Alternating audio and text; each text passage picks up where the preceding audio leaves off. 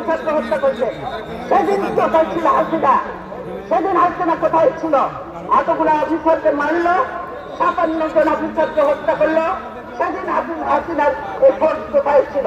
গোলামি করবে, দালালি করে বৃথা যাবে? এগুলি কোনোদিনও বৃথা যাবে না। আজকে যারা এই জুলুম নির্যাতন করছেন তাদেরকে এদের মতো চোখের পানি ফেলতে ফেলতে বুঝতে বুঝতে তারা রক্ষা হবে ইনশাআল্লাহ। আর আপনারা ঘরে ঘরে ঢুকে এখন মানুষ হত্যা করছেন, মনে করেন যে এগুলোর হিসাব নেন। এই মানুষের অধিকারের জন্য সংগ্রাম করতে হয়, সেই সংগ্রামও আমরা